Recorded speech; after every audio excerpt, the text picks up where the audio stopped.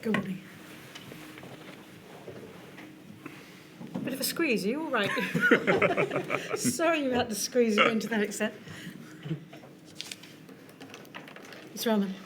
My lady, the next witnesses to be called are Mr Dan Shears, Mr Mike Short, Mr John Leach and Ms Joanne Thomas, respectively. They are representatives from the unions GMB, Unison, the National Union of Rail, Maritime and Transport, or RMT, and the Union of Shop Distributive and Allied Workers, or USDOR. Can they be sworn, please? I do solemnly, I do solemnly, sincerely and truly declare and affirm that the evidence I shall give shall be the truth, the whole truth, the whole truth, and nothing but the truth. and nothing but the truth.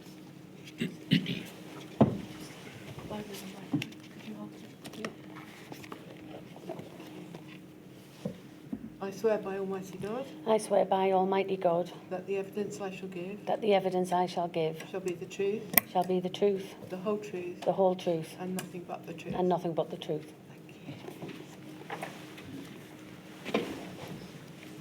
I do solemnly, I do solemnly, sincerely and truly declare and affirm affirm that the evidence I shall give that the evidence I shall give shall be the truth, shall be the truth, the whole truth, the whole truth, and nothing but the and truth. nothing but the truth. Thank you. I do solemnly, I do solemnly, sincerely and truly declare and affirm that the evidence I shall give that the evidence I shall give shall be the truth, shall be the truth, the whole truth, the whole truth, and nothing but the truth. and nothing but the truth. Thank you very much. Thank you very much indeed to all of you for attending to give evidence today. There should be a statement in front of each of you dated 10th December 2025 with the reference number INQ 000659898. If I could start with Mr Short. Can you give your full name, please? My name's Michael Short. And could you confirm that the statement in front of you is one to which you have contributed for the purposes of the inquiry? Yes, it is. And can you confirm that any facts stated within the statement are true to the best of your knowledge and belief? Yes, absolutely. Now, if I could turn to Mr Leach, could you give your full name, please? Mr John Leach. And can you confirm that the statement in front of you is one to which you have contributed for the purposes of the inquiry? I have. And can you confirm that any facts stated within the statement are true to the best of your knowledge and belief? They are. Thank you. Ms Thomas, could you give your full name, please? Joanne Thomas. And can you confirm that the statement in front of you is one to which you have contributed for the purposes of the inquiry? Yes, that's correct. And can you confirm that any facts stated within the statement are true to the best of your knowledge and belief? Yes, I can. Finally, Mr Shears, could you give your full name, please? Certainly, it's Daniel Stewart Shears. Mr Shears, you should have an additional statement in front of you dated 26 February 2026 with the reference number INQ 000660164, in which you adopt the contents of the statement of the 10th of December that was provided by the other witnesses. Yes. And can you confirm that any facts stated within these statements are true to the best of your knowledge and belief? I can confirm that, yes. Many thanks. I'll deal briefly now with your professional backgrounds and the unions that you represent here today. Mr Shears, you are the Health and Safety Director at GMB? That's correct, yes. And GMB, in summary, is a general union that represents members working across multiple sectors, including retail, security, schools, distribution, utilities and local government? Yes, that's correct. Around 90% of our members during the pandemic were key workers. Thank you. Mr Short, you were the National Secretary for Education and Local Government at Unison? Yes. And they're also a general union whose members include those working in a range of public services and utilities. Yes, that's right. Thank you. Ms Thomas, you are the General Secretary of USDOR, and members include those working in the retail sector, road transport, warehouses and distribution and food and manufacturing. Is that correct? That's correct. Thank you. Finally, Mr Leach, you are the Senior Assistant General Secretary of the RMT, and that represents workers across the transport sector. That's right. Thank you.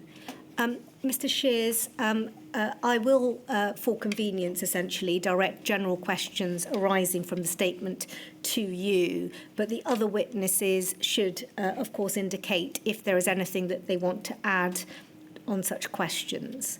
And that also applies on areas where there may well be crossover between the unions and the members of the unions in relation to any significant point relevant to the impact on key workers.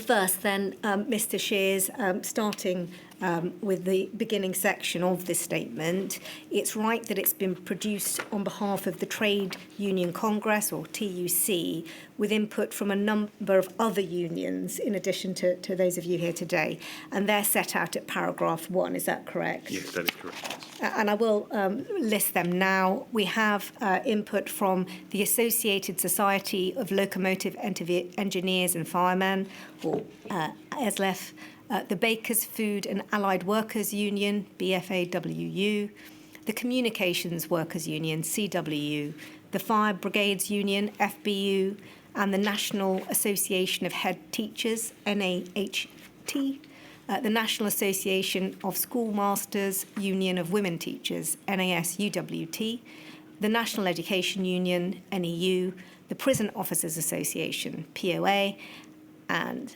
the Transport Salary Staff Association, TSSA, and Unite the Union, or Unite. And we see in the statement references to a number of those unions, do we not, at several places with those abbreviations. Yeah. Right, with the extensive introductions over, let's proceed to hear from you about the impact on key workers. Now, the inquiry has already heard from the TUC in earlier modules, so I'll touch on that only briefly. And again, if I may, with you, Mr. Shears.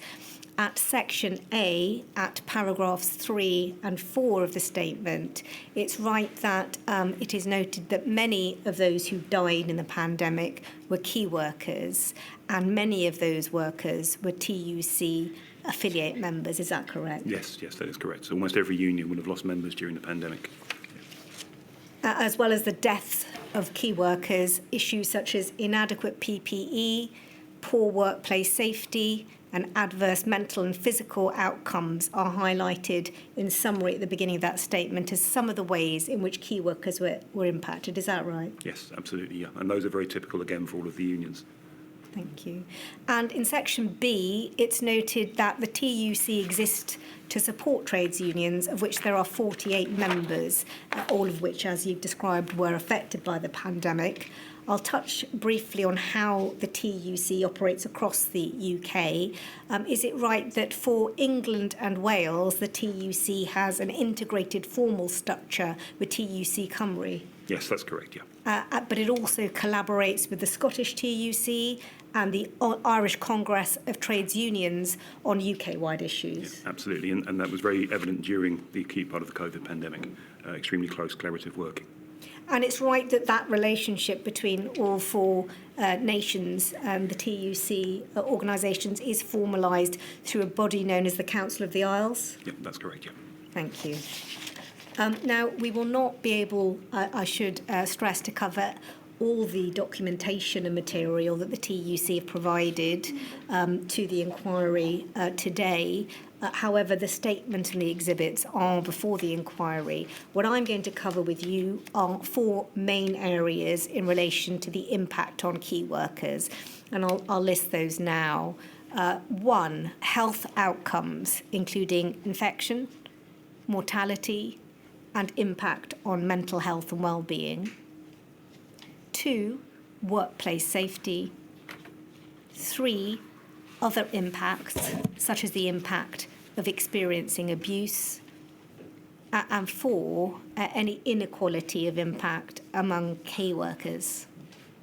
A final point to note is that the inquiry has heard some evidence on some of those areas earlier in the hearing, so I will touch on those areas in less detail.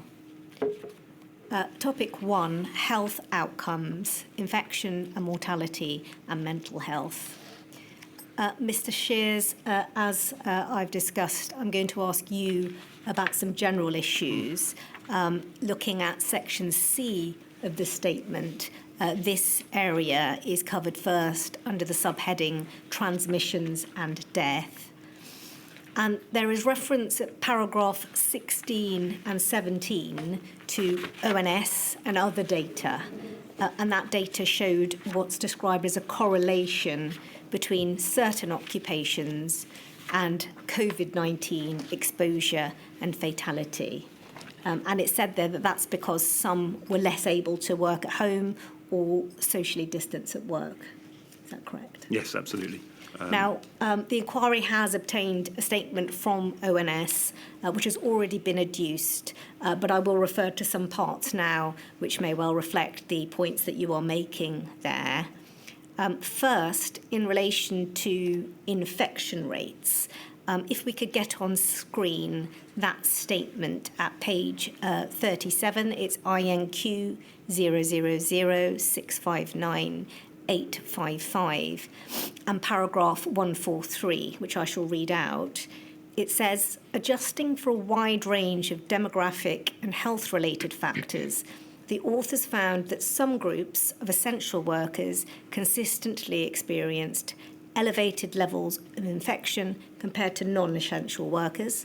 That means that even after removing the expected effect of factors such as age, sex, and health conditions, bus and coach drivers, people working in police and protective services, education and social care were still more likely to get infected. And the ONS statement goes on to say this, same INQ number at page 40, paragraph 149B. For most industries, increased physical proximity in the workplace was associated with increased risk of COVID-19 outbreaks. So that is infection. Moving on to mortality, if we can have page 41 of the same document up and paragraph 152, that refers to an analysis of age standardised mortality rates by occupation, and the period was between the 24th of January 2020 and the 28th of February 2022. And it highlights there particular groups of care workers, including teaching and educational professionals, protective service occupations, caring personal service occupations, sales occupations, transport and mobile machine drivers and operatives. The analysis is on table 6 on the following page, 42, and we can see there that one of the highlighted key worker groups, transport and mobile machine drivers, is at the top of the table.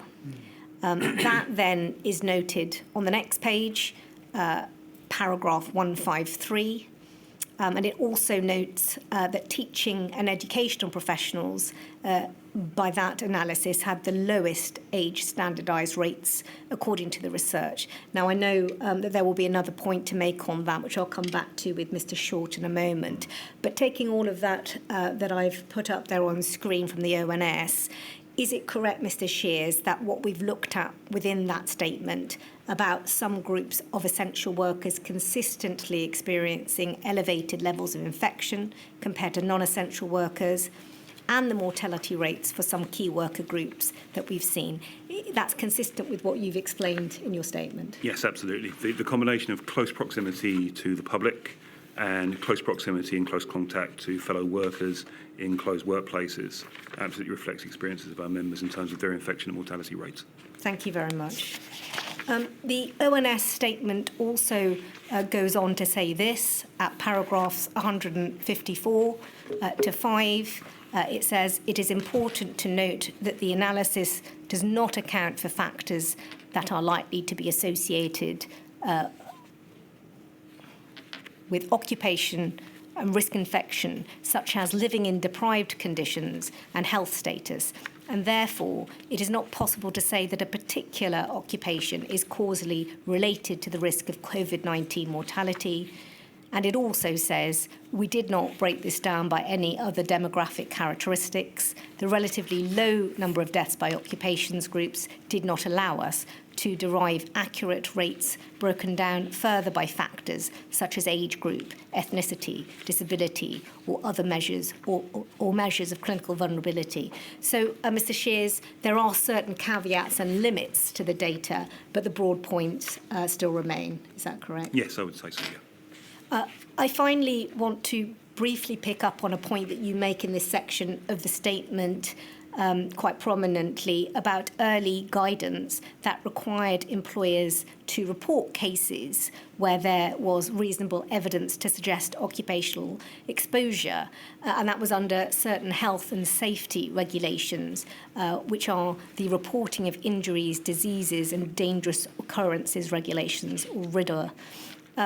Again, in summary, that requirement changed later, but I believe that the point that you're making is that for the period when it applied, when you look at the recorded deaths from ONS, they're high compared to the reported deaths over the same period under those regulations. Is that correct? Yes, the interpretation of the RIDDOR regulations changed several times during the course of the pandemic.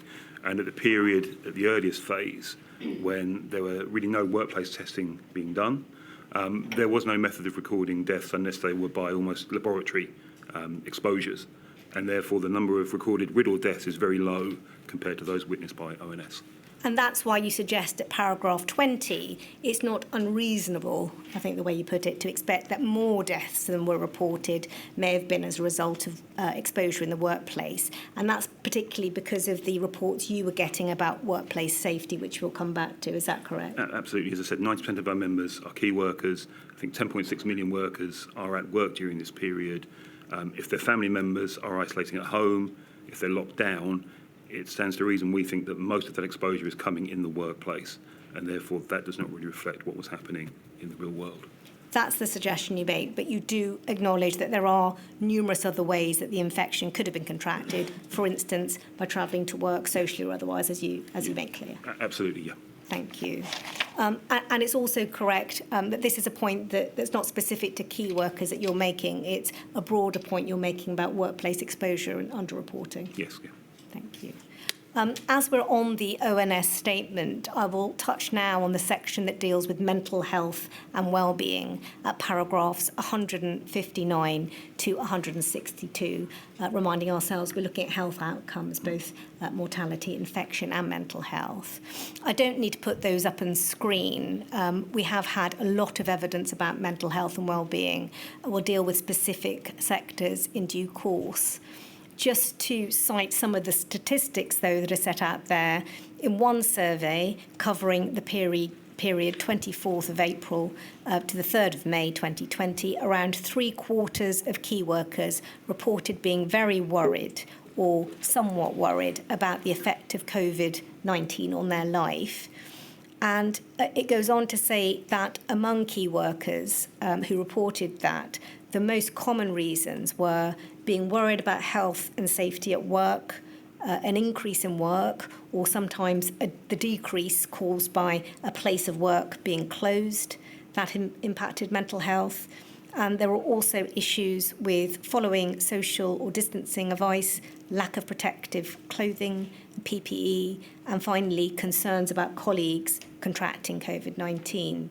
So that's from the ONS statement. Mr. Shears, in broad terms, would you agree that these are some of the main issues that impacted key workers that were TUC members in terms of mental health and well-being? Absolutely. They cause huge anxiety for our members. These were the issues that we were being contacted about on an hourly basis, certainly during the first few weeks of the pandemic. They absolutely are the right list, I would say. Thank you very much. In terms of support for key workers' mental health and well-being during those circumstances of the pandemic, the roundtable report on key workers, which I know that TUC attended and some of the unions attended as well, contains comment on that particular issue, which I was going to ask you about. If we could get the report, it's INQ 000659-704 up at page 51. And it says there, many sectors described how inadequate mental health and well-being support for workers exacerbated feelings of being undervalued. It left many feeling isolated, struggling to cope with the pressures they faced, and at risk of burnout. In some cases, support was on offer, but it was felt that employers could have taken more responsibility to ensure staff made use of it. Without adequate support, workers had to rely on peer support or had no support at all. So again, Mr. Shears, as a general point, do you have any comment about what you understood about the availability of support for key workers' mental health during the pandemic? Yes, absolutely. That statement, I would say, is typical. In many respects, mental health support was not considered to be appropriate or a concern for employers. The concern was getting people into work and ensuring they were COVID-free.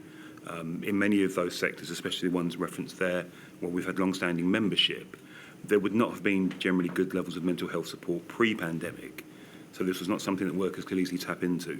It was very much something that was being considered after a lot of lobbying and an awful lot of evidence from our members to say that the anxiety that they were facing into every day was cumulative and it was really very negatively impacting both their mental and physical health. So it was a real struggle to actually get employers in some sectors to take this seriously. Thank you. A final general point, and a recurring one, is on the subject of recognition for key workers. The inquiry heard from Professor Marmot, who said this of people working in frontline occupations. The heroes who are coming to collect your garbage, who were serving as cashiers in the supermarkets, these were the heroes in the pandemic, putting themselves at risk by helping society. I'm sure you agree with that sentiment. However, a lack of recognition bearing on the mental health and well-being of key workers we're looking at in this module has been a recurrent theme. So I'll take you to some parts of what we've already heard on this before asking for your view. If I could have INQ 000659763 up on screen at page 444, please. It says this. Everyone was clapping the NHS, quite rightly, but other essential workers were given a momentary passing glance, returning to business as usual, assumptions that we would just get on with it, unseen. That's from an HGV driver in Scotland. A retail worker said this: key workers are not just the people that worked in the NHS.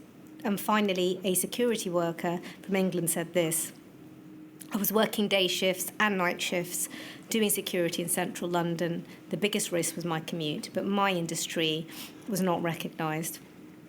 Mr. Shears, was a lack of recognition an important part of adverse impact on key workers' mental health and well-being, in your view? Yes, absolutely. A huge number of our members work in retail, logistics, security. They absolutely felt themselves to be on the front line of this pandemic as much as any health worker. They knew that they were putting themselves and their families' health at risk, and they felt very badly let down because they weren't recognised. Where I live in Epsom, there's a lovely set of benches that recognise the heroes of the pandemic. They are all emergency service workers that are depicted. There is no one else on those benches, which doesn't really reflect the work that was done by our unions to keep the country running during this period. A huge number of our members feel badly affected by that. They're very let down by it. They do feel that they weren't recognised for their sacrifices during the whole of the pandemic period. I can see that all of the We're all witnesses nodding, have something to aren't we? say on this. So if I we're could all turn to nodding. the first person who raised their hand, I think it's Mr. Leach. Well, absolutely, yeah. I mean, I think all of our members right across transport, on road, rail, the people who support them, they felt devalued and unheard during this period, and they still do. It's like as if they were never there, but they were there from the beginning to the end. The impact on them was phenomenal. A lot of them didn't have sick pay to start with, but they kept coming to work. So there was a real resonance to this right across the trade union movement, I think, and in particular with RMT, all of our members who were right in the front line. I can't name them all. I want to because I'm here today representing them. But they felt that they were not part of that, and they felt utterly disregarded afterwards. So that's our That's me trying to summarise all of it. Well, you summarise it very, very well, if I may say so. Ms Thomas. Thank you. I think it's really important that we focus on the mental health and well-being and the impact that that had in particular on the workers that we represent. But you said yourself with the high level of reports, which I think indicate the anxiety that was being felt. But just to make specific reference in retail, you had our members in particular working very long hours in incredibly busy environments while trying to implement social distancing, and that was extremely stressful. The worries that our members reported to ourselves wasn't just about their own safety as well, it was about the safety of the customers they were trying to serve, and then of course if they were going home on an evening, actually potentially spreading the virus had they become infected, sometimes without even knowing, to other members of their family. And actually, when they were trying to implement the social distancing, the legislation in particular, that would often cause flashpoints. And I know we'll talk about abuse later on, but I think linking this to the mental health and well-being of the workers at that time when they were just doing their job, that would cause really big issues of abuse and sometimes violence, which of course had a real negative impact on their general well-being, and felt extremely frightened and extremely worried at that period in time. And it was awful to hear some of the stories that our members shared with us at how they felt every single day. And like Ms my Thomas, colleague, we will have some of those accounts, both from your statement and also from Every Story Matters and indeed the roundtables. Yeah, just to conclude then, that they felt very regularly dehumanised, and that's an awful feeling when you're trying to do the best for society.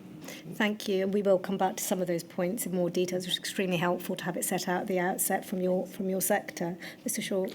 Thank you. I'll try and be brief. The link between the lack of recognition for workers in schools and the mental health impact is very real and evident. From day one, there was a narrative that schools were closed. They actually weren't closed, and it was the lower paid, the school support staff who were keeping them open, and the children who came in, because they were the children of key workers or they were vulnerable, were in what were called bubbles.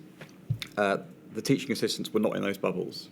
And at the same time, the teaching assistants were going to work, and it wasn't just a lack of recognition for them. They felt at times they were being vilified by their own government because their unions, their representatives were calling for greater safety in schools. If I may, one teaching assistant has told us the teaching assistants were getting so ill from all the bubble mixing, and it was seen as okay.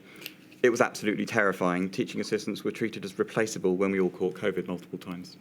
Mr Short, thank you very much for that. Again, it's really helpful to have an introduction and a flavour of what people were experiencing and telling you. We'll deal with things in due course in a little more detail, but that's extremely helpful. If I could have now another aspect, a very different one that comes from some of the evidence that the inquiry's heard, INQ 000659753. The report on key workers, a roundtable, highlighted, on the other hand, a sense of pride and fulfilment that key workers experienced. For instance, this example, I continued to work as a delivery food driver. That made it easy for me, but hard for others that were homebound, including my customers. I was sometimes the only person they saw for days on end. It was a privilege to listen to them and reassure them that everyone was feeling the same. Do you, again, starting with Mr Shears, do you also recognise that positive impact of the contribution made by key workers on their mental health? Yes, absolutely. There was a great sense of pride in the initial stages of the pandemic, a sense that the first time that workers themselves were being recognised for their actions and their efforts, as opposed to managers and shareholders. Very strongly a sense that actually this was something that was keeping the country running. And although people were very anxious and scared, they genuinely felt like they were doing their best for the public good, and they took huge pride and strength from that. Thank you. Do either of you, any of you, have anything further to add? No. The same. John, Mr Leach. the same as what my colleagues Oh, just the said. same. I'm sorry, I missed that. Yes. They did, but they kind of knew it anyway because they were just doing what they do, which is come to work and put in a shift. Now they were doing it under great risk and under great anxiety. But they jumped to it and they served the nation well, and we will forever be grateful. Thank you. Mr. Shears, I'm now going to go through health outcomes in individual sectors, again, looking at infection, mortality and mental health. Mr. Short, first, education. There's a lot of detail about this sector in the statement, and I'll pick up some of the main ones. First, I mentioned that I would briefly cover something that is said on the topic of infection rates as represented in the ONS figures on education workers. Mr. Short, at paragraph 138 to 40, there's reference there to a high risk of infection and reported cases of infection amongst those working in schools. Is that correct? Yes, that's right. And, for instance, NAS UWT obtained figures from 3 local authorities suggesting infection rates were 4 times higher among school staff than average in those locations. Is that correct? That's right, yeah. What you say in relation to the ONS figures is that there's some concern that impact on support staff in schools was not adequately captured due to there being no specific data for cleaners, technicians and office staff specifically working in schools. Is that correct? That's right, yes. And there's also reference to higher rates of sickness, absence and long COVID being reported in the sector.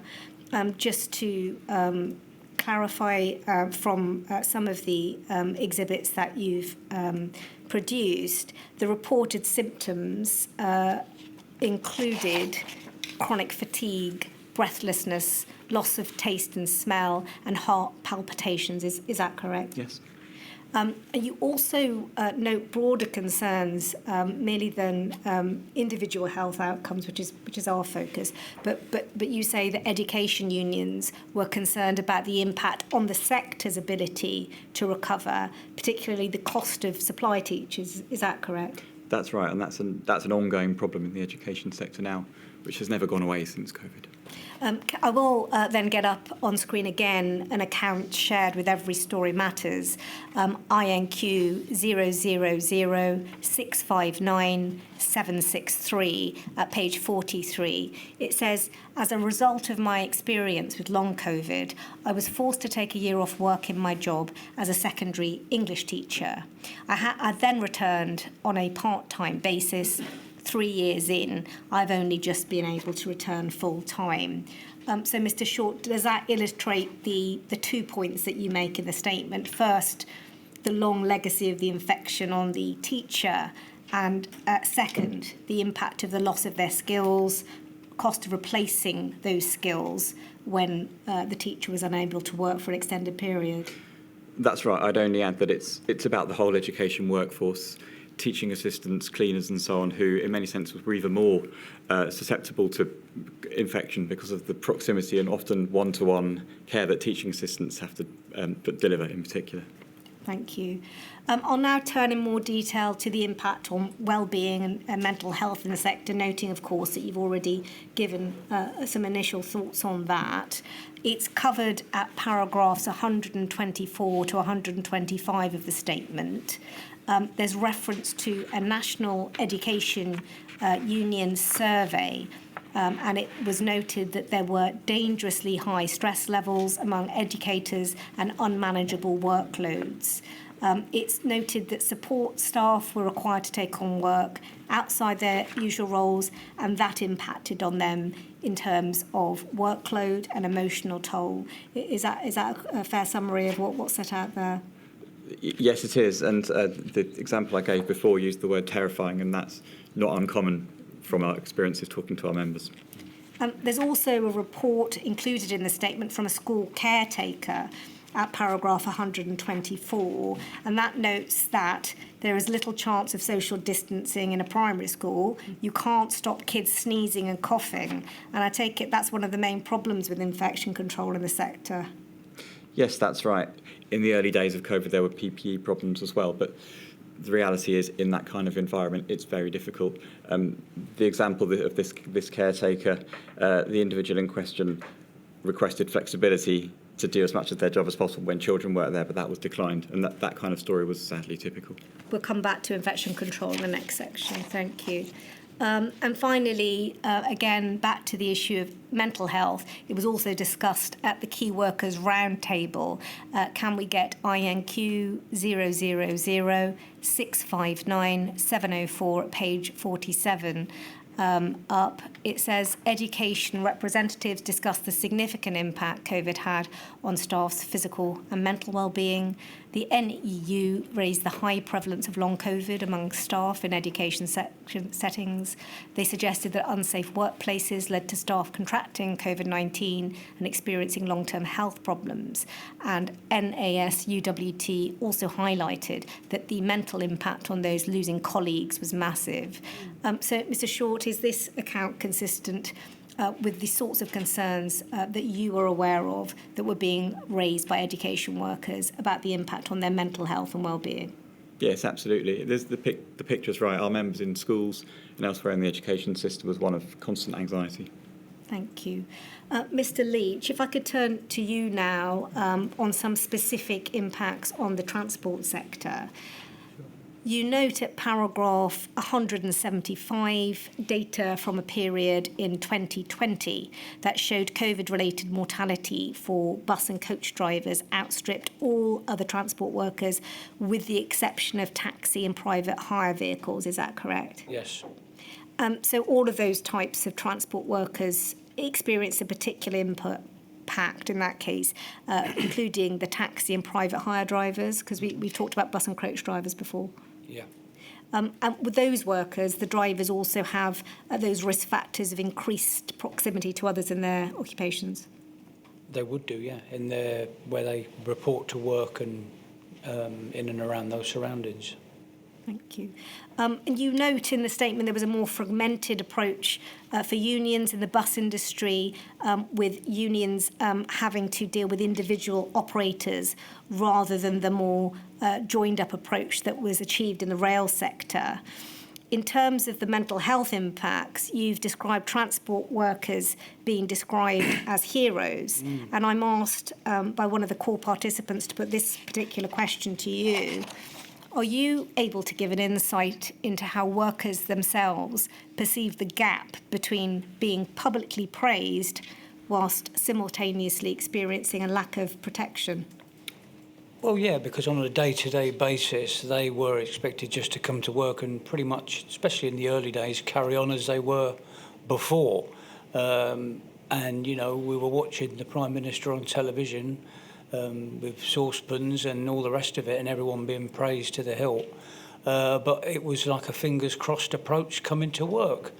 And I say that on the basis that it was kind of like there was like a Lee scale of where that would be worse.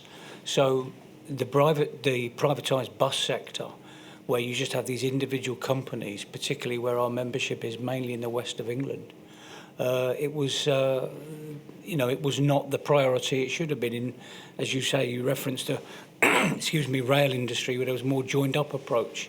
Yeah, thank you. So that would be my answer to that. Thank you very much.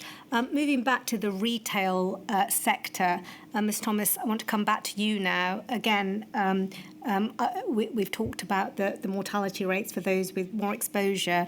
I want to come back to what you describe at paragraph 158 in terms of mental health outcomes. As I say, in this sector, we're going to look at workplace safety and abuse in due course. There's a USDOR report that was published in April 2020 on the impact of coronavirus on the workforce. And I think you've covered this in your earlier comments, but it's right to say that that study reported immense pressure and rising anxiety caused by higher risk of exposure to the virus, higher rates of illness, job insecurity, issues with the benefit system and the closure of schools. Those were factors that particularly affected people in the retail sector. That's correct. Yeah. And you also refer to a survey in 2021, and that found that the that 80% of members said that the pandemic had negatively affected their mental health. That's right. That's correct.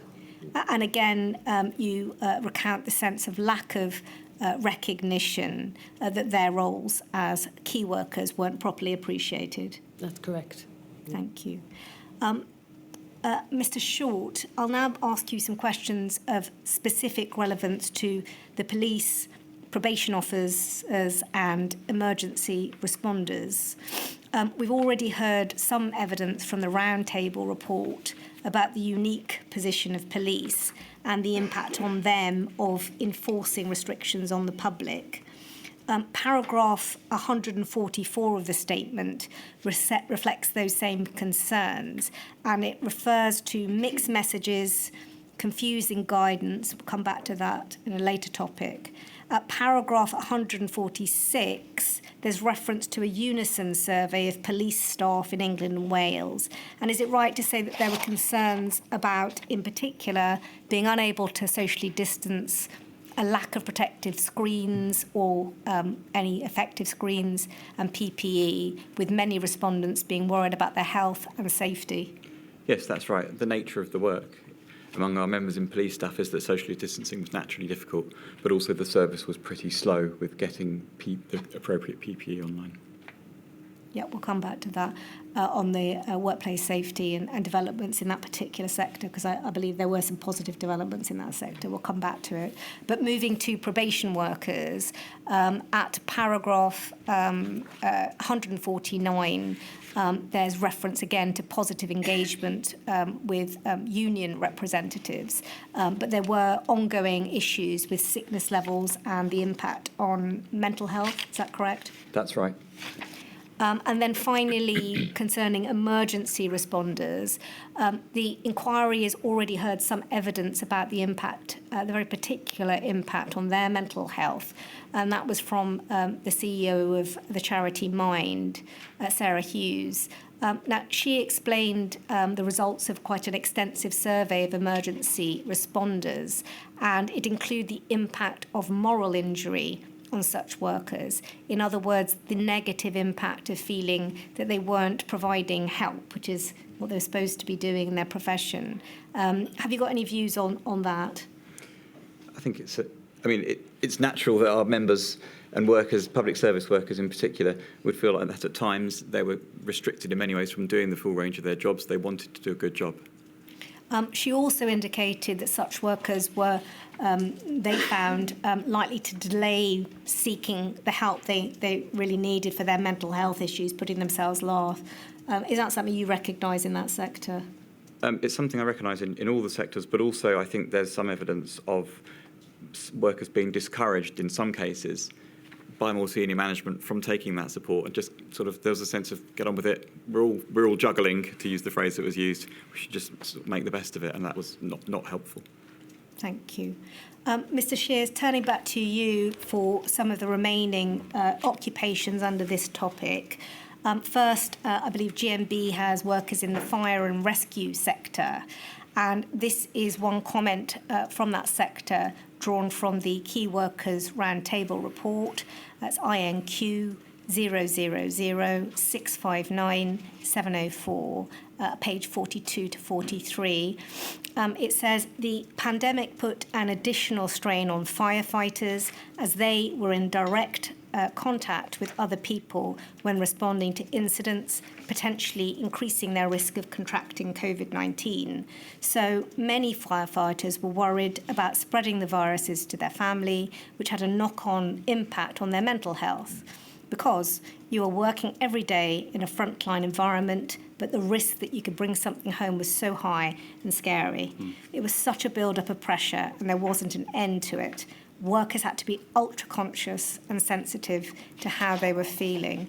So with that example from this sector, is there anything that you'd like to add about the impact on them? Certainly from talking to colleagues in the Fire Brigades Union, this was particularly difficult and challenging for their members in two respects. One was the fact that they were very concerned about bringing COVID from their experiences out in the field back into firehouses, talking to colleagues and cross-infecting, which meant they would have fewer colleagues out to respond in future. but also keeping focus on the job at hand when they were constantly concerned in the back of their minds about the potential for COVID exposure was extremely challenging. This is obviously work that needs to be done with a very, very high degree of precision. And the kind of stresses that we've heard about from other sectors were really quite acute here. So it was, I think, very, very difficult for them, as I understand it. Certainly our members that work in the fire services reflected very strongly that they felt their colleagues that were operational were incredibly stressed and very scared, actually, for what was happening. Thank you very much for that insight. Prison officers are also within your remit, I believe. At paragraph 207, there's a reference to a study of prison officers. And is it correct that 81% of them are reported that their mental and physical health deteriorated since the pandemic? Yes, that's correct, yeah. And were there any particular issues relevant to that sector? Again, high understanding that they were at high risk because of lack of ventilation, old prison buildings, coming into contact with people that were potentially symptomatic, were not overly concerned about not passing the disease on, saw that as a form of punishment towards those staff. Again, huge pressures in terms of overall staffing because of people that were off with sickness absence, which meant there was increased pressure to get work done, and unfortunately not an availability of colleagues to come in and replenish and reinforce. So overall, a very negative situation. Mental health support not always easily available. A sense that actually the workers should be mentally tough. They were going into an environment that was understood in terms of violence and aggression risk, and this had been layered on the top in a way that really challenged those workers. Thank you. Staying with you, Mr. Shears, only briefly, you also cover local government workers. However, the inquiry has already heard from representatives from the Local Government Association about the impact on that sector.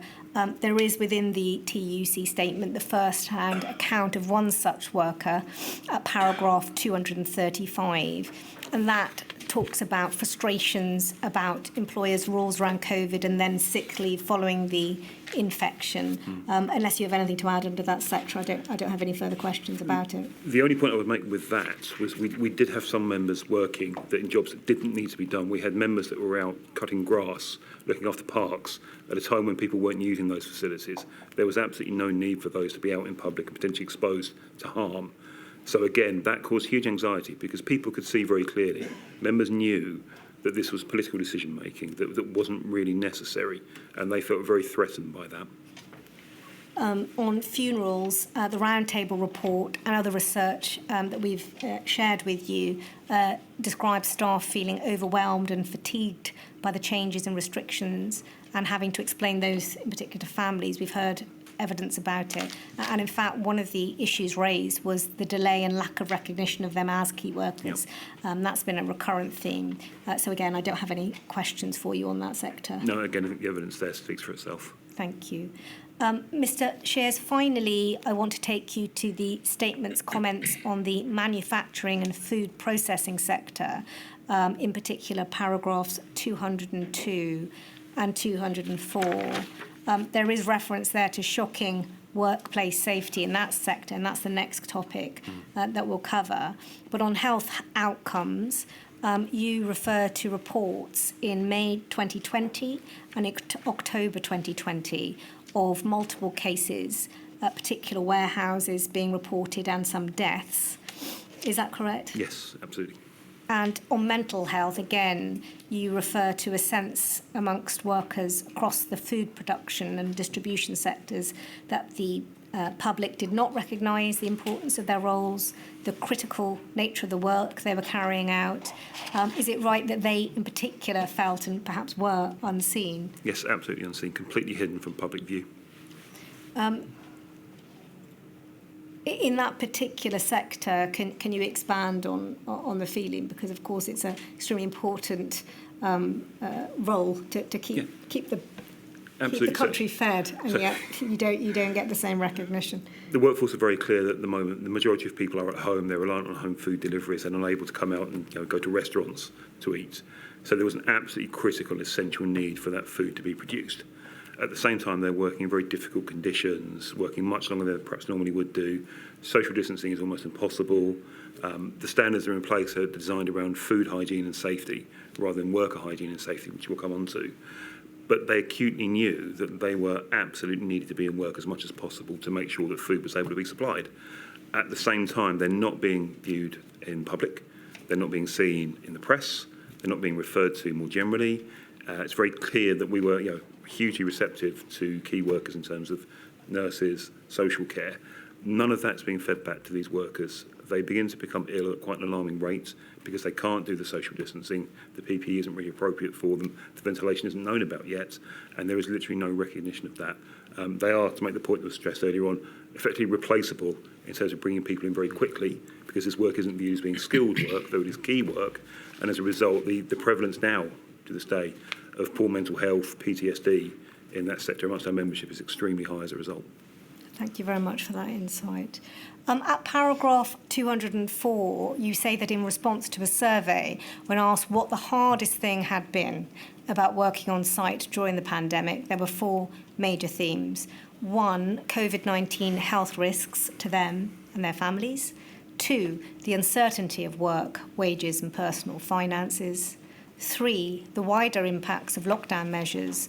And 4, mental health concerns. That also seems, Mr. Shears, to be quite a reasonable summary of some of the major themes we've discussed on the health impacts on key workers across sectors. Would you agree? Yes, absolutely. That would be typical across the piece. Thank you very much. That's topic 1. Unless there's anything else under that sector that any of you want to raise, I'll move on to workplace safety. Can I just add, because I think this reflects all of the members that we represent, that there was a real feeling and actually a lack of evidence that there was no plan at the start of the pandemic to protect retail workers and, in fact, workers from the whole supply chain, and that was felt. The sector, wasn't certainly anywhere near the top of the priority list when it came to PPE, and that was felt as well and made workers even more vulnerable, and particularly as in warehouse distribution and elements of transport. And we found that there was no provisions. We had to be involved on hundreds and hundreds of occasions to make sure that the relevant social distancing was put in place. It wasn't always forthcoming from employers. Sometimes we had to have political intervention, and it really did feel that workers during that time felt that they were invisible because of the lack of the support.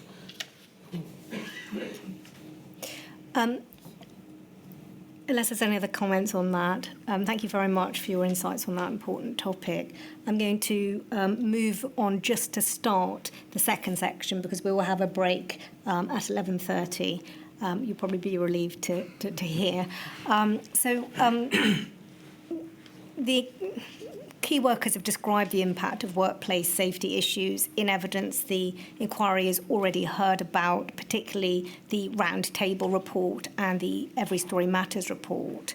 The point I think I will cover before the break is this issue about implementing guidance, and I'll cover it with you, Mr. Shears.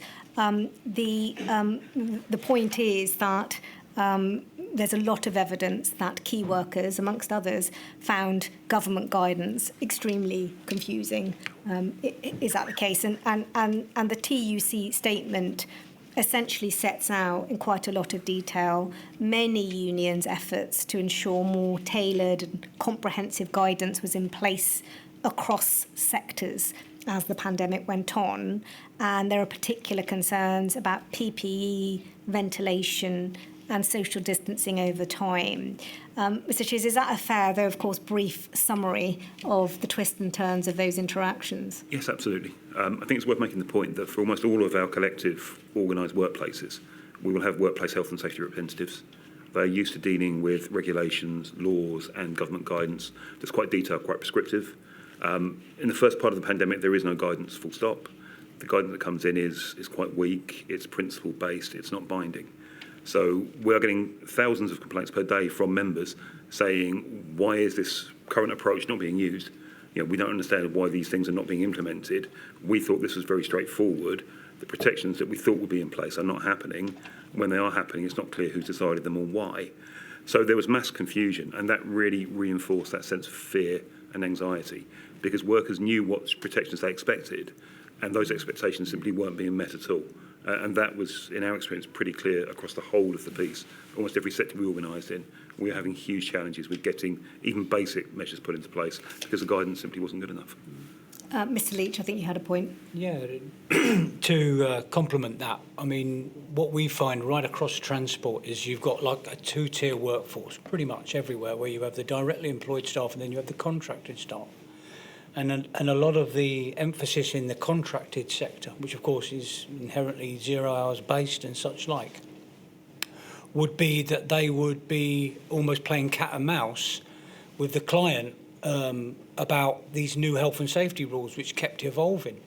And it was a real challenge for us. And we had, on top of the make it up as you go along, because that's what our direct experience was, we had to have the conversation twice with, for example, London Underground, and then with about 5 or 6 different contractors who would then be being managed in all of this. It just fell between the cracks and with the inevitable consequences. Thank you. Back to Mr. Shears for sort of general points that are made about this. Paragraph 25, TUC reports mentioned protecting workers' safety, April 2020, and that identified areas of poor as well as good measures, safety measures in workplaces across a range of sectors. Is that correct? Yes, that is correct, yeah. Thank you. And the report explained what you've been describing, how the TUC had received many, I think at that stage, over 1,000 contacts from workers regarding concerns about unsafe working in the pandemic. Is that right? Yes, that's correct. And you state in summary that the concerns included not being supplied with appropriate PPE, not having adequate hygiene or social distancing measures in place, and finally, employers not putting in place specific support for vulnerable colleagues. So was that sort of typical of the types of concerns being raised in those early contacts? Yes, absolutely. In some cases, the questions were as basically straightforward as what protective equipment should we be receiving, because at the moment there is none. What measures should our employers be implementing? Where can we find more information? Why is there nothing being produced by government or the Health and Safety Executive or the sectoral bodies in these areas? So part of what we had to do collectively with the TUC and as individual unions was try and develop and source good practice guidance from existing sources to fill that vacuum. That was really quite pronounced. I can recall one member ringing up, I think the President of the United States had mentioned about the benefits of bleach and was getting concerns from his colleagues that maybe they should be drinking diluted bleach, which obviously is not a good idea under any circumstances, but people were panicking because they were scared. And for the first few months, we didn't have anything to fill that gap, so we had to try and develop it ourselves. But these were absolutely the issues at the time. Thank you very much. I think that's, my lady, an appropriate time to break. Certainly, and I shall return at 11:45. Don't worry, we will finish you before lunch, I promise. All rise.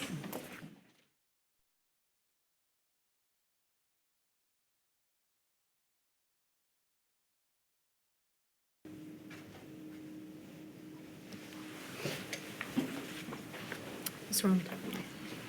My lady, I'll continue on what we were talking about before the break.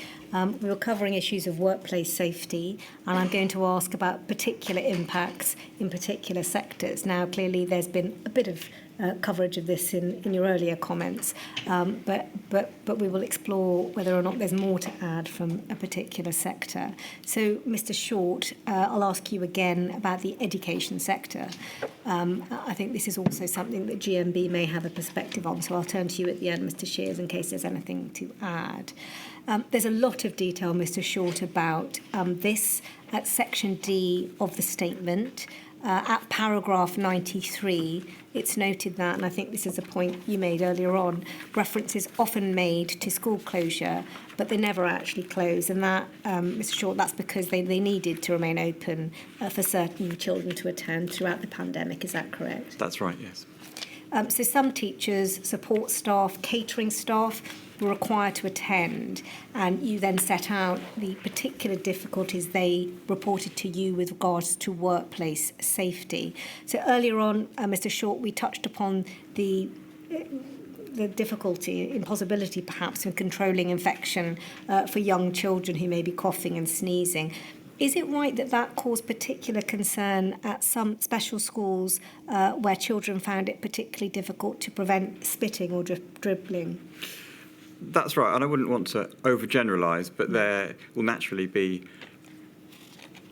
a more extreme concern, if you like, in some special schools where some children are perhaps more likely to have a problem or have difficulty with controlling those sorts of physical behaviours. But even without those more extreme things like spitting and so on, it's just that the older a child is, the more likely they are to respect things like social distancing, to understand the concept of social distancing and respect it.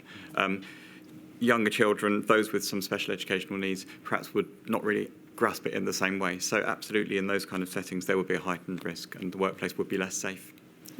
That's a particular risk in the education sector. That is highlighted in the evidence. Another issue that seems to have been of real concern is inadequate ventilation. Is that correct? That's right, yes. Now, there was also, however, an issue that the inquiry's heard already about classes being too cold if windows were kept open. Is that something you recognise? Yes, and a lot of our members reported there being, well, it's an obvious trade-off, isn't it? I mean, I recall that the early weeks of the pandemic, the weather was okay, but the second lockdown in particular was very difficult. It was very cold. It was winter. It was very cold. You could open a window. I'm not a scientist, so I'm not even sure. Just opening a window does provide the ventilation you need to protect against COVID, but it can't hurt. But obviously that makes the classroom extremely cold, and for both staff and for children and young people, that's not really good enough. And the government were extremely slow to even recognise the issue of needing proper ventilation and to begin to fund it to be provided. You've provided first-hand accounts of the impact of that, and they're consistent with those which we've seen in the ESM report and roundtable report. In terms of the guidance that was coming through, is it right to sum up the impact as being of increasing frustration with timing and clarity of guidance in this sector? Yes, that's right. The guidance changed frequently. It came at the last minute, and it was produced without any consultation with workers or their representatives. And you mentioned at paragraph 94, it was challenging to interpret it, such that you would sometimes have a situation where schools in the same locality could have different interpretations of guidance. Yes, absolutely. As I say, there was very little engagement, so schools naturally would interpret guidance in different ways, especially if it's changing frequently. So that would be very challenging for staff to deal with, challenging questions about why certain measures were being enforced, yes, some areas and some not. You later mention at paragraph 98 particular problems with parents, and the inquiries heard that there were quite significant disputes that were going on in this sector between parents not understanding and staff. Can you expand a little on those incidents? I mean, I think there was a constant battle for schools and school staff, our members working in schools, to explain the guidance, and it was changing frequently, so that made it more difficult to explain it. And I could understand how some parents, perhaps, in the face of that, they were hearing one thing in the media, another thing from the school. Because of inconsistent reporting, no one in the media understanding the guidance, you can see why there would be issues there between parents and school staff potentially. And then at paragraph 97, you describe a particular challenge, and that was the challenge of reopening in January 2021. And I think the reason why that was so challenging is particularly because of the need to set up testing centres. Did that create greater pressure? Yes, it's probably stating the obvious, but schools had no experience of running test centres. It's not something schools would be doing. They were told to do it at very short notice. They were told that schools would be reopening in January. There was a lot of criticism of that, but that was going ahead. Guidance was put out very late. And then after one day, the schools were closed again. At paragraph 100 to 102, you describe particular issues being raised about critical workers lists. And again, in broad terms, the impact on staff is that the timing, as you've discussed already, but also sometimes they were dealing with very broad categories that they had to then apply. Interpretation was the issue that was causing them a lot of stress in summary. Yes, I mean, there's evidence from the NAHT, the Head Teachers and Leaders Union here. We found this in education, in local government as well, where guidance would refer to critically vulnerable, critically extremely vulnerable, and there'll be a lot of question marks about what counted as what. And it was also felt, you explained, that the guidance was often too high level to cover specific issues around hygiene, PPE, safeguarding, and those living with underlying health concerns. I think you've mentioned that the last one, safeguarding, would be an issue of particular concern in the education sector, presumably. Yes, absolutely. There are also particular concerns about guidance on face coverings, and you say at paragraph 108 that most education staff felt safer with face coverings, particularly given the concerns you've already mentioned about ventilation. Is that correct? That's absolutely right, yeah. Thank you. Finally, in this sector, you stressed that there were ongoing issues being reported to unions about testing. And at paragraph 117, you say that Unison conducted a survey as late as January 2022, and that found that only 32% of school support and nursery staff at that stage had access to sufficient tests, the recommendation being to test twice weekly at that point. Is that correct? That's correct. We had a situation where the government was saying test twice weekly, but staff weren't able to do that. Thank you. Mr. Shears, do you have anything to add from the GMB perspective on that? I think a couple of quick points that are worth mentioning. One is that classically in other sectors, members were able to talk to staff from the union, take advice directly during the workday from the union, and in some cases, if they were able to, send us photos or videos of the work activity. Obviously, schools couldn't do this under any circumstances. So they were often That's bringing because us of the safeguarding the privacy. safeguarding issue in terms of the potential to expose children, Yeah. But more generally, it wasn't a custom and practice. So we were often having to take meetings with those members late at night. They've worked a full day. They're extremely tired. They're very worried and anxious. Then having 2-hour-long meetings with union staff to go through these concerns because they were very common. The other point that it's probably worth reflecting on is the nature of the work that they were doing. In lots of other areas, we would have said you need to withdraw yourself from this circumstance. If you're covered in bodily fluids, you need to go and get cleaned up. You need to get fresh protective equipment. Often, especially the first part of the pandemic, that protective equipment wouldn't have been available. So you've now got a choice between working unprotected or working for the rest of the day covered in blood, vomit, whatever it may be. And members found that very difficult. They didn't want to frighten the pupils, especially the younger children. They wanted to ensure that they were safe. That was paramount for them. This was very much a calling, a vocation. They were very concerned at that point about moral guilt. Very strong for our members, especially in the first part of the lockdown, because they didn't want to do anything that might upset the pupils they were caring for, given that those pupils were already pupils of parents who were going into the front line in work. And the mental burden of that was extremely strong, and it all stemmed from that failure to provide adequate health and safety provision. Thank you very much for that insight. I'm going to turn now back to retail. Ms Thomas, turning to you on that sector. Early in the statement at paragraph 26, there is an account of a retail worker and an example of the issues that key workers reported with workplace safety. And I'll read it out rather than getting it up on screen. It says, there's no extra cleaning measures being put in place. Our tills are closer than 2 metres apart, and we aren't being given hand sanitizer or gloves. We don't have social distancing in the queues at the checkout, and customers are standing too close to each other and to staff. Again, in this sector, Ms Thomas, there were challenging problems with implementing guidance at pace that you mentioned. In particular, you note delays in the installation of things like Perspex screens in supermarkets at paragraph 163. Could you expand a little on that and the particular issues in supermarkets? Yes, like I say, it was very difficult for retail workers to even get access to PPE because at the time it was so scarce. So a lot of the time there wasn't any PPE. And then there was the additional burden of trying to implement things like social distancing when actually you had... the best way I could describe it is imagine how you see things like Black Friday sales where you have hordes of people trying to get in one area because there was was like little stock. The stock was very low. So people were going into this sort of like frenzy mode to try and get access to food. And obviously their barrier was the shop worker who was trying to implement provisions with very little support. So the impact that had on their, like I said earlier, their mental well-being and their general safety was absolutely shocking. And that caused issues when they were advising to maintain social distancing. There was also people that when PPE did come into a bit more into effect, they were saying that they were exempt from wearing it, and obviously that shop worker was then tasked with the responsibility of asking questions when really that burden shouldn't have been placed on them.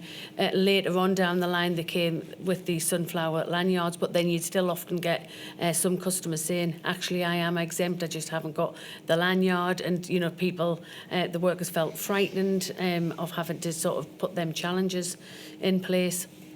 I remember one particular scenario where a shop worker had said they'd had to intervene in a fight in a shop because two customers were arguing over stock and one of them wasn't social distancing, and then it ended up being the shop worker that had to break up the fight and came into very close contact with two other people.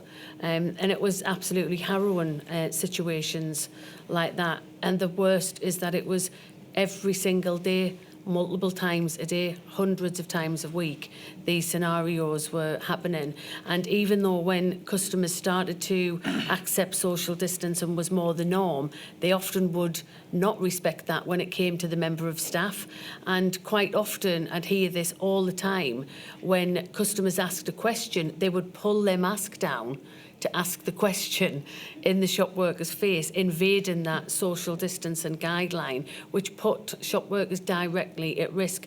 And again, this happened every single day. So it was really awful set of circumstances. And you've seen some of the statistics that's been produced by the TUC and by our own surveys within Usdaw. And it was just really startling and very, very sad and tragic that, you know, the shop workers who were being recognised at the time, later, albeit later on down the line, as being, you know, key workers and unsung heroes, that they had to put up with that on a regular basis. In fact, we've actually seen those statistics continue after the pandemic, but it was initiated during that period when they were just trying to help the public. Thank you very much indeed. In line with the general theme, there were felt to be gaps in high-level guidance, but it's right that Usdaw worked within the sector to develop that, and that was through the British Retail Consortium, is that correct? That's correct. And some of the concerns raised were, again, around what you've just mentioned, face coverings. Workers in your sector as well did not feel safe without them and therefore resisted that requirement being withdrawn in 2021, is that correct? That's correct. And there were particular concerns, which you've again just described, that customers did not comply with those requirements, even when required to. Can I get up the ESM report again, INQ 000659763 at page 21. Really, these comments illustrate what you've just described to us, you were hearing. A retail worker said this in the key workers ESM. Working in a supermarket during COVID was a unique time. People were forced to queue 2 metres apart outside, but as soon as they got inside, they all acted like everything was normal and would walk up to you, straight up into you without a second thought, often coughing right behind you. No one followed the rules, and if I complained because it wasn't safe, I was the problem. Another worker said, I worked in a large supermarket and I found that customers were split into two camps, those that were petrified and those who thought it was just a version of the flu. Those people didn't always wear masks. They would literally push us out of the way to get what they wanted, toilet rolls, etc. And our managers just stood back because they didn't know what to do. So those accounts do seem, Ms Thomas, to reflect the sorts of challenges that your members were reporting to you. Yeah. And so many other examples to make reference to as well. If you recall, in 2020, there was the curfews that were introduced across the pubs, but they weren't introduced within supermarkets. So what you'd often find is people would leave the pubs intoxicated and then head straight to the supermarkets. So you'd often find that our members, the shop assistants, would have to deal with antisocial behaviour aspects because there wasn't the structure put in place to protect the shop workers. Thank you very much. One other factor that's come up in the evidence, I won't bring it up on screen, but it was raised by USDOR at the Key Workers Roundtable, and that was that the size and type of retail space played a part in some of the impact. Is it right that, for instance, some of the smaller convenience stores would lack the space for social distancing as well as having poor ventilation? Yes, quite often. And that would impact on those working in those sorts of environments? Yes, very much so. Thank you. As I say, we'll come back to the issue of abuse of retail key workers separately. Mr. Leach, can I come back to you now on the transport sector? Some specific issues raised there in the statement from paragraph 170. Now, again, and unsurprisingly, ventilation is raised as a particular concern. And there was a particular issue, as I understand it, around air conditioning on older trains. Is that correct? That is right, yeah. A survey again revealed that there were delays reported in the installation of screens, issuing PPE, similar concerns about mandatory face masks, which members wished were in place, and unions pressed for that to be a requirement following concerns about deaths of transport workers. Is that correct? Very much so, and it was a major concern at the time, the recycling of air, but essentially in the confined space of a train, and so that was a big problem, yeah, at the time. And at paragraph 175 of the statement, you refer to an RMT survey of bus drivers. Of course, we've heard about the real impact on bus drivers. And it revealed what you call a Wild West approach to safety, with overwhelming numbers of reporting that their employers were simply not implementing safety measures adequately.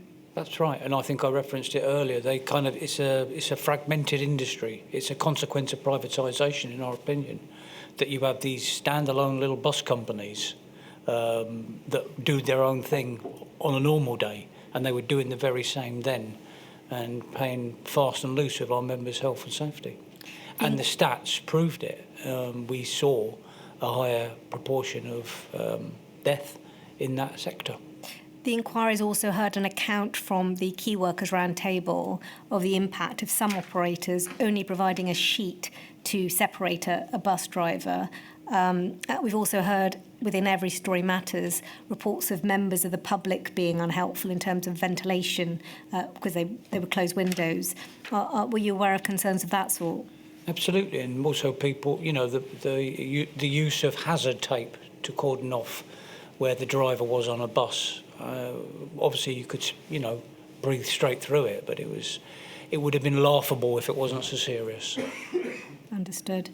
Finally, we focus quite a lot on bus drivers, and we've touched on rail workers as well. At paragraph 176, you note that similar issues are experienced in relation to infection prevention and control in the aviation sector. Is that correct? Yeah. Thank you. If I can turn now back to you again, Mr. Short, I'm going to ask you about some sections of the statement that concern police, probation and refuse collectors. So for the police first, at paragraph 143, again, you note the mixed messages around guidance and implementing that and dealing with the public would have had a particular impact on workers in this sector, presumably. Yes. You also refer to a lack of PPE initially, but you say that this position improved as the pandemic progressed. Yes, it did, due to the intervention of unions. And in relation to probation workers, you've also flagged very similar concerns about a lack of PPE. You say that continued to be reported, although again there was some engagement with unions and series of revised safety practices. Yes, and that engagement stemmed out of existing partnership fora that were in place, which enabled us to make those representations. And finally, on refuse collectors, there seems to be significant impacts on those workers being reported. paragraph 156, it says that there were very poor health and safety practices being reported, in particular around social distancing in vehicles and hygiene. Is that correct? That's right. I mean, obviously, when refuse collectors are collecting the rubbish, they're outside, but when they're in the cabs of vehicles, it's very tight. It's a very tight environment. There was a lot of concerns from a lot of our members. There's a lot of employers insisting on having 3 in the cab, which made it immediately impossible to social distance. We worked with an industry body to improve the guidance on that. Thank you so much. Mr. Shears, back to you. I believe that all the remaining key worker occupations covered in the statement do fall within GMB's remit, and those are prisons, construction, manufacturing and food production. It's fair to say that very similar concerns arose, particularly in the manufacturing and food production sector. And at paragraph 199, the statement talks about reports of cramped, overcrowded conditions and a lack of appropriate PPE being a real concern. Yes, absolutely. One of the biggest challenges we had in the food production sector was the enforcement of social distancing. So social distancing legislation is made under coronavirus regulations. It's not health and safety law. We immediately get reports from very large employers to say that social distancing is impossible, but no attempts being made actually to try and implement anything. And at that point, there is no obvious body you can turn to try and get an intervention. So we spoke to police and crime commissioners, we spoke to police forces, the health and safety executive, local authority, environmental health. No one can tell us actually where this stands from a legal point of view. The input on that was very, very difficult for members because they had no recourse but to work very tightly together to get the food produced, knowing that if someone developed COVID symptoms, the chances were the whole workplace would. And we saw those outbreaks very quickly. Thank you. Yes, the concern was close quarters, also in the context of prisons, close contact, including searches in an enclosed environment. That was a particular concern in that sector. Can you expand on that? Again, you come into close, intimate physical contact with someone. Even if someone has symptoms, you're still required to do this. There is protective equipment that can be worn, but in some circumstances that may become a threat in itself because it gives something to grab or claw onto. So there were real issues about standards here and about the guidance that was being provided in terms of what was appropriate, what should be worn, what the safe method to do this work was. Again, it was essential work that needed to be done. There was an urgent need to do these kind of very intimate physical personal checks. And unfortunately, as a result, we saw members that were doing that work get infected very quickly, going off of work very quickly, and then workers and members who weren't trained to do that work having to be deployed to cover it because it was essential it was done. So it was seen as very much a job that was extremely high risk, but no one had any availability to get out of, if that makes sense. Yeah, I understand. The final two sectors are construction and fire and rescue. Are there any particular concerns in those sectors that we haven't already highlighted elsewhere? I think the one point to make with construction in particular was there was very good social partnership work in terms of the standards that were developed. There were very, very good operating procedural standards. Construction is a very different type of work activity. Large numbers of nominally self-employed workers, often large numbers of migrant workers, non-English as a first language. So having overarching principles to control the risks was really very important. That work that was done in the first instance, the first two versions of that guidance were extremely good, and we use those as a template quite widely. The challenge then was when the requirements for protective equipment were stepped down in the third version. These are workers that often are already wearing FFP2 and FFP3 masks because of the dust, the asbestos exposure risk. They knew very clearly that they should not be stepping that level of protection down, and it was very difficult to understand why that decision was taken. Speaking frankly, my view at the time was a lack of available PPE was the problem, but the workers were intelligent enough to know that that was compromising their health. So, we were very clear that was not acceptable. But just trying to talk to our representatives in sites was very difficult because they were very easy to say that we are not having this. We expect this provision standard. We would have it normally. We absolutely demand it during these circumstances. Thank you very much. I've run through there most of the sectors that are covered. Unless there are any points that people feel haven't been covered, I will move on to the third topic area. I would at some stage very much like to talk about assaults and abuse. Ah, yes, this is the next topic. The next topic. The very next topic, so it's a timely reminder. Topic 3 was other impacts on key workers. that we have seen covered in the statement have already heard evidence both before today and today. And firstly, the topic, Mr. Leach, is abuse of key workers. Can I get this page 45 of the Roundtable Report, INQ 000659704? Some frontline workers experienced anger, abuse, and sometimes physical violence from the public when they enforced restrictions such as mask wearing, social distancing, or rules about the maximum number of people permitted in a space. This was more common in public-facing roles such as the retail, transport, distribution, funerals, burials, and cremation sectors. They said this made some workers fearful to do their job and more reluctant to engage with customers and enforce the rules. Ms Thomas, we've heard evidence that this was a particular problem in retail.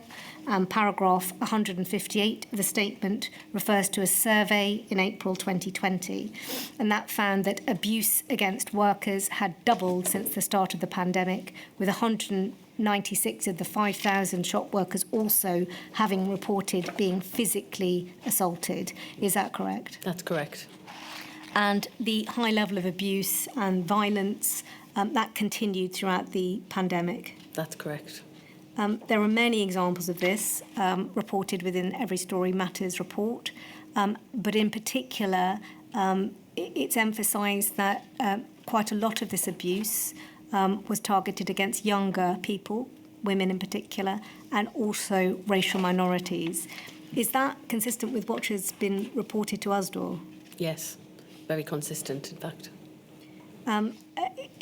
It's a consistent theme of evidence across sectors, and Mr. Leach, in terms of the travel sector, at paragraph 178, it's noted that the increased tension associated with travelling, the confusion over changing guidance, and so-called police function being placed on transport workers combined to raise levels of aggression encountered by transport workers, and it was further aggravated by the concern amongst transport authorities to resume revenue collection duties at gate lines and on trains. Mr. Leach, do you want to add to that? I very much do, yeah. I mean, this was it's a problem on a normal day. Our members in all sectors right across transport, verbal abuse, physical abuse, intimidation, I could spend days talking about it. That was exacerbated and made so much worse by all the pressure that came about as a consequence of COVID, and also the employer wanting to get revenue back up and running, like, as you've just expressed. This was seen in the appalling incident of a member being spat at who lost her life. I'll say no more about that because that's a matter of process, but that where she went, others went too. It normalised itself. People were threatened with being spat at on a very regular basis. Bus staff, station staff, train drivers, cleaners, maintenance workers, they became fair game. And it continues to this day, I'm afraid, but at that time it seemed to bring the worst out in people. And, you know, we lost members to death. And it's a very serious matter still. And it was then, and made so much worse by the fact that we were all under so much pressure. Thank you, Mr. Leach. I will move on to some of the other sectors, which again, sadly, these reports of abuse recur. We've heard about this being experienced by local government workers, and that's covered at paragraph 151. Mr. Short or Mr. Shears, do you have anything to add on this from that or any other sector? Yeah, just to draw out that, I mean, the specific example given in that paragraph is a library worker, and libraries were seen by many as an open community space, and that's the way they're supposed to work. And that's the way our members, going back to the pride point before the break, that's the way our members wanted to deliver library services. But it was made very difficult for them, often because I think people, sometimes vulnerable people, didn't understand the guidance, going back to another point again, and our members had to enforce that guidance, enforce the rules, and that at times was unpopular. Mr. Shears, I'm asked if you could speak slightly more slowly for our stenographer in your answers, but there's a lot of really interesting points you're making, so we're really keen that we get it all noted down as you say it. Is there anything that you'd like to add on the impacts of abuse on key workers? I think the only other point I would add is that in many cases, the workers were unable to get immediate support from colleagues because there were so few staff working that those colleagues were not available. Very often, they would have reported to managers. Those managers were either working from home or, in some cases, furloughed. So normally before COVID and to a degree post-COVID, there would be some internal support systems, peer support that would have been available when an incident occurred. That largely collapsed during the acute pandemic period, which meant that workers felt very isolated, very much alone, very vulnerable after an incident. And that certainly had huge impacts on their mental health going forward. Thank you. Yes. Before we move on to a different subject, I just wanted to say that, going back to some of the statistics, when you're looking at 88% of retail workers that are being abused every single day, and then 60% threatened by a customer, and 9% actually being assaulted. But I think the key message for all of us to remember is that this could have been avoided. And one of the reasons that could have been avoided was simply by the government talking to the trade unions and the people like us that represented our workers, and it didn't happen.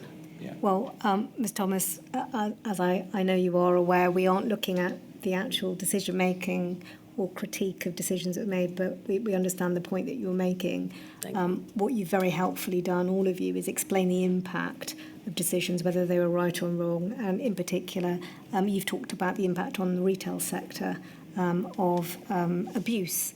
In terms of how that abuse could have been mitigated, I think, Mr Shears, what you were saying is that the lack of presence of other members of staff during the pandemic had a particular effect. Yeah.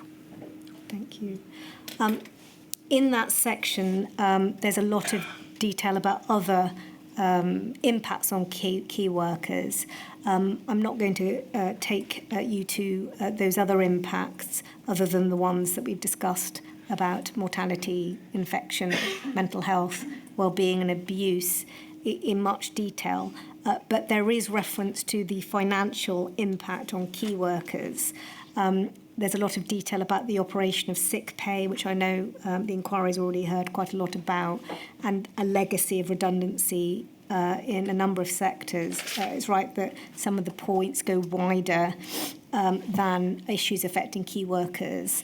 But in summary, if I could get a point up, in fact, I'll just read it out from the key workers summary at report at paragraph 51.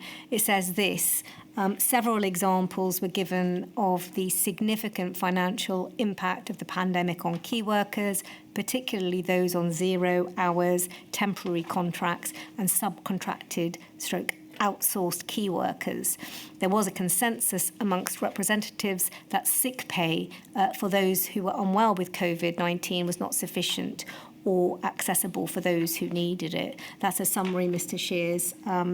Is it consistent with what the unions were hearing from their members? Absolutely consistent. We heard earlier on about a two-tier workforce. That was never more the case than during this acute part of the COVID inquiry. And one of the big impacts of that was it undermined work that was done to mitigate risk elsewhere. So often employers would have, by the end of the pandemic, fairly sophisticated systems, ventilation, screens, protective equipment for their own workforce, but then the cleaners, the security guards, the maintenance workers, also in those workplaces, were completely unprotected, often unable to isolate because they couldn't afford the reduction to sick pay, which meant all of those other measures had been defeated. So this really was critical, not just for those individual members, but actually for everyone in their workplaces. Thank you. Yeah, I would echo that point very much. And there was a feeling afterwards that everyone's sick pay was switched off, because that's what happened. It wasn't a feeling, it happened.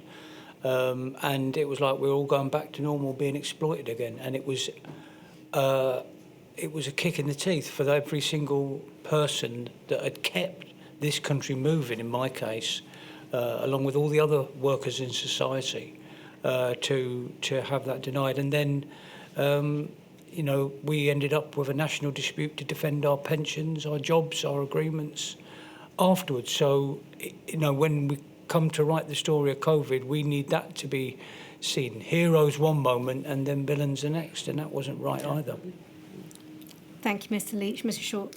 Just to add to all of those points, all the points made about sick pay and the inconsistencies between those who work, if you like, for the core service and those who are contracted, also apply, perhaps even more in a sense, for workers who perhaps weren't sick but were supposed to self-isolate based on government guidance, don't go to work. There was no clarity on whether they would get paid, should they get paid. And so, you know, contractors, employers were exploiting that, to be honest, and not paying them, which basically meant people just went to work and spread the disease. Can I echo that point as well? And again, just to bring to life some of the statistics around the inconsistencies in USDOR, only 24% of our members actually received full sick pay. 22% only received payment for the contractual hours, and 12% were reliant on statutory sick pay. So, of course, that did create a scenario where thousands of workers went to work when actually they were symptomatic and were in fact infected. We would get calls, hundreds of calls actually, every single week about colleagues saying that they were aware that other colleagues were affected and they couldn't afford to stay away, which absolutely, undoubtedly contributed to the spreading of the virus and directly caused deaths because of that. Thank you. Mr. Shears. Very brief extra point, which is we also had members that were knowingly going into workplaces with symptoms because they couldn't afford to isolate. And the guilt that those workers felt after the fact was absolutely incredible. They are very often suffering the very long-term impact of that to this day because they felt they put their colleagues and their friends in serious harm's way, and some of them know that they did effectively infect people that died. And that should not be underestimated in terms of the mental health toll. Thank you. I think that at that point we will be able to move to the next topic, and that is inequality of impact among key workers. Now, the inquiry has already heard evidence from experts and other witnesses on unequal impact, including pre-existing inequalities. For that reason, I will limit questions on this topic. Firstly, Mr. Shears, I'll cover the broad points in the statement, and then I'll move again to particular groups that might be relevant to the issue of inequality amongst key workers covered by this module as opposed to earlier modules such as health and care workers. So firstly, in relation to black and minority ethnic workers, key workers, at paragraph 3 of the statement, Mr. Shears, it said that both black minority ethnic men and women were likely to be working in jobs with a higher mortality rate. That's right? Yes, that's correct, yeah.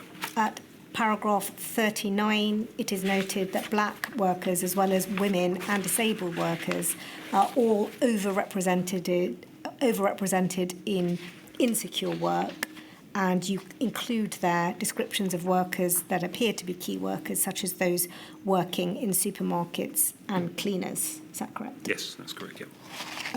And at paragraph 40 to 41, the statement notes pre-existing inequalities, which, as I say, we've heard expert evidence about. Research by the TUC found that 56% of black and minority ethnic women and 46% of black and minority ethnic men reported discriminatory treatment at work during the pandemic. Yes, yeah, that was absolutely typical. And at paragraph 42, the statement goes on to describe reports from black workers experiencing problems accessing PPE, and the issue noted there is that they were overrepresented amongst outsourced workers who were said to be at the back of the queue from PPE. So was that a factor that you'd identify that would be likely to affect black and minority ethnic workers more? Absolutely. The combination of that being at the back of the queue, plus in some cases a need for adapted or specific protective equipment for those that wear, for instance, turbans or face coverings for people with beards. These are not new issues. These issues have been resonant for a very long time. But it was very clear during the pandemic that employers had no idea of how to make those provisions and those adjustments. Thank you. And you mention and indeed exhibit a report, Dying on the Job, Racism and Risk at Work, and that's from July 2020. And that describes, amongst other things, black and minority ethnic workers reporting that in some cases they were deliberately denied PPE, which white colleagues were getting. And that was in circumstances where it had become known that they were at likely greater risk of contracting the virus. Are you aware of, or can you explain to us the impact of that? Yes, so some of that was a visibility issue. Our members reported to us very strongly that because they were doing work that was supportive rather than primary, so cleaning work being a big one, security work, they were not to be perceived as part of the core workforce who needed the protective equipment. And as a result, they were very much at the back of the queue. That meant that they could see themselves as being in harm's way. And often with these roles, they were either dealing with the public directly or they were cleaning up, again, things like bodily fluids in close contact with people that might be contaminated. So that was very much a failure to adequately both assess the risk, but almost to really conceive the risk being equal across the workplace in the first place. It was very much seen as something that white workers were experiencing with other workers from other minority groups, just in the background elsewhere. Thank you. There are other comments on other groups, and there are particular areas that other core participants would like me to explore with you. So if I can move to that now. First, disabled workers. They are referred to in the statement at paragraph 50 to 51. They're not specifically referred to as disabled key workers, but I'm asked to clarify some groups about that, some points about that group. So in the question, it said that disabled people worked in frontline and insecure jobs with often lower incomes whilst facing higher costs, and they worked in occupations that were more exposed to risk, such as in the retail and wholesale sector.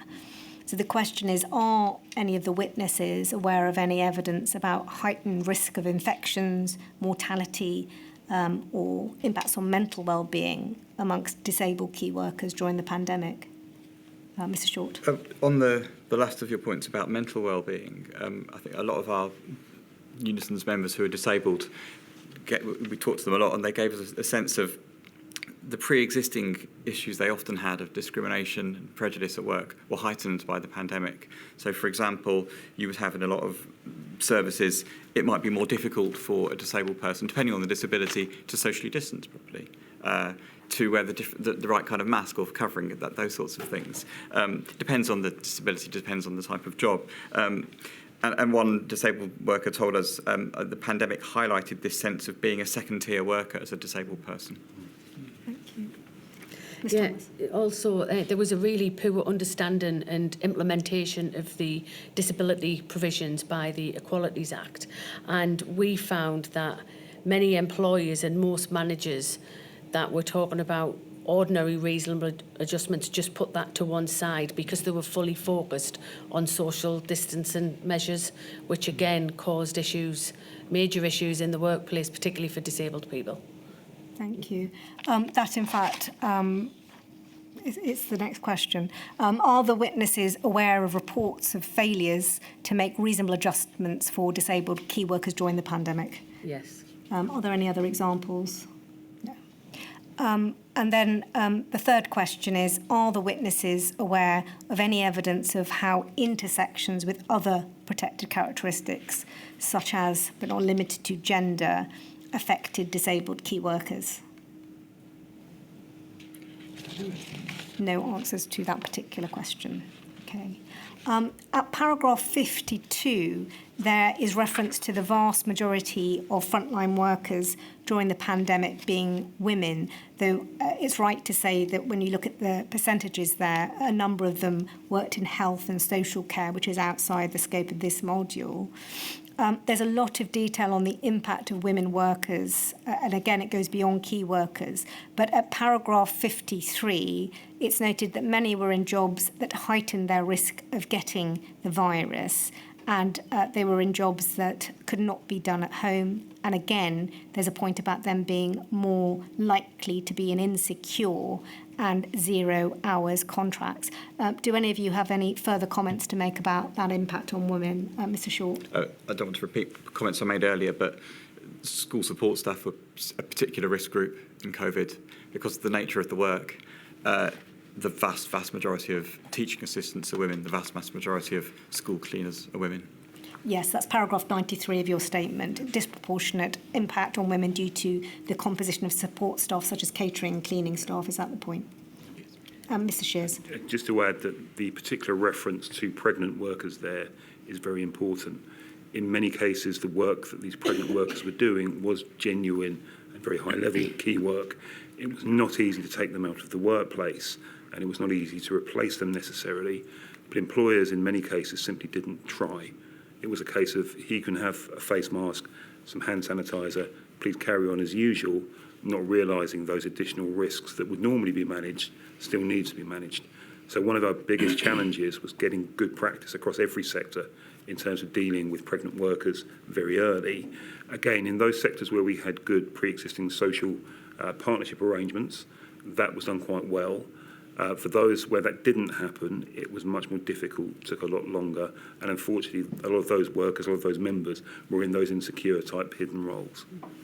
Thank you. We're just going to, again, bring some statistics to it. 77% of women healthcare workers, 83% of the social care workforce are women, and 70% of those working in education, and also statistically mothers are more likely to be key workers as well. Thank you very much.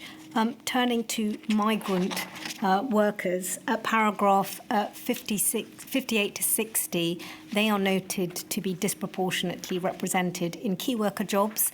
Again, some of which do fall outside this module, but some that may be in this module, for instance, cleaning and food distribution. And I'm asked to clarify one question with you about this group, and that is, would you agree with the MRC's evidence, which I think you've been provided with, that in fact many more migrant workers were not eligible at all? I'm sorry, I should have read this paragraph first. Sorry, I'll read it. At paragraph 59 of your statement, you discuss concerns expressed by the TUC that many migrant workers who were eligible to receive job-related benefits, such as unemployment benefits, had low awareness of their entitlements. And the question is, would you agree with the MRC's evidence that in fact many more migrant workers were not eligible at all due to their exclusion from mainstream welfare benefits, including job seekers allowance and universal credit, as a result of having no recourse to public funds? Mr. Shears, I could ask you about Yes, certainly. Again, in our members' experience, that would absolutely be the case. For many of our migrant worker members, they work in workplaces, textiles, food production, where the vast majority of the workforce are migrant workers from the same communities. They are heavily reliant on their employers for information about benefits. Frankly, the information that was received from government agencies was often not translated, was not very well communicated. So they were very much in the dark about this. And again, would not have seen themselves as having been eligible in many cases, unless the union had explained to them very clearly what they were able to claim and how they were able to do that. So yes, their eligibility was very questionable. Information was very poor, not well communicated. They did not, for the most part, have trusted sources outside of the trade unions to go to try and educate themselves about what was available. Thank you. Mr. Leach. Yeah, just another example of the two-tier workforce as well in real terms, where you have this kind of shadow workforce who are all at work in the pandemic doing all this critical work, who don't really feel valued and even like a bona fide workforce. Their employer isn't really interested in them. Their colleagues probably work for somebody else and they may be being looked after in their eyes. And they were just another group that fell between the cracks. And, you know, it's still a problem today, but it was made so much more worse then when we all needed so much more support. Thank you, Mr. Leach. Ms. Thomas.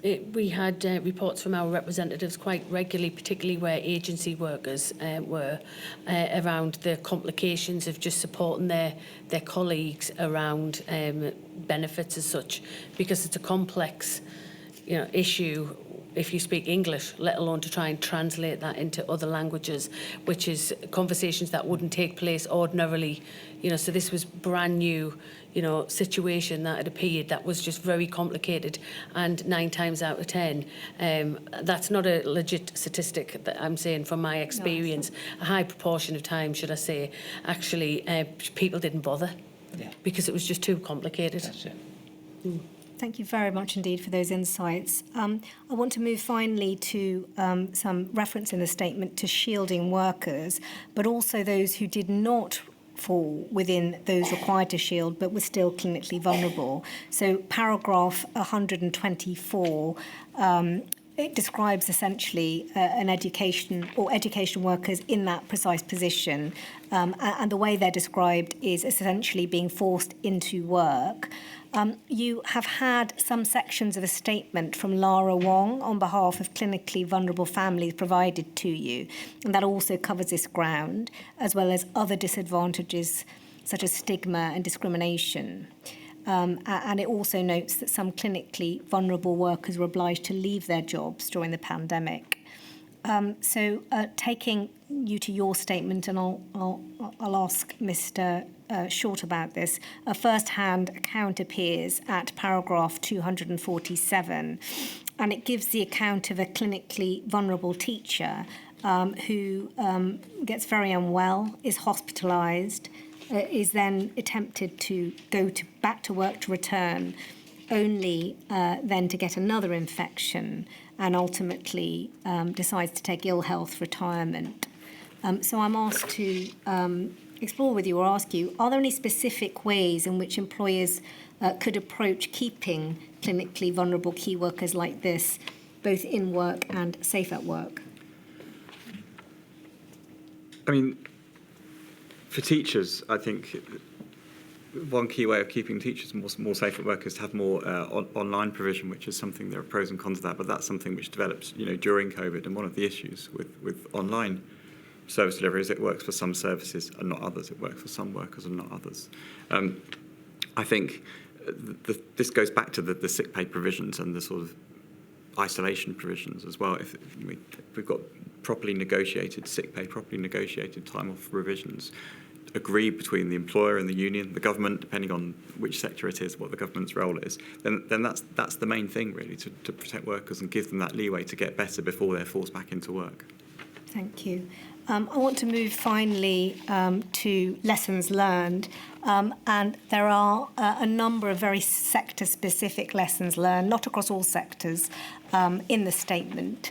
And the paragraphs where they appear are in relation to financial lessons, which we've explored, at paragraphs 213 to 220, but of course you've explored that in your evidence today.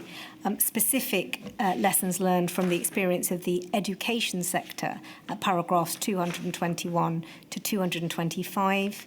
The police and justice sector at paragraph 50, and finally the transport sector at paragraphs 226 to 231. You were also all provided with a report from the Key Workers Roundtable, which was attended by TUC and a number of the unions. Now that sets out a number of lessons learned, and if I can just end by putting those to you for your comments. In summary, some of the key lessons were the need for pandemic planning embedding the voice of key workers, the need for clear and timely guidance, the need for improved safety measures, and the need for policies to combat abuse and support the mental health of key workers. Those are just some of them.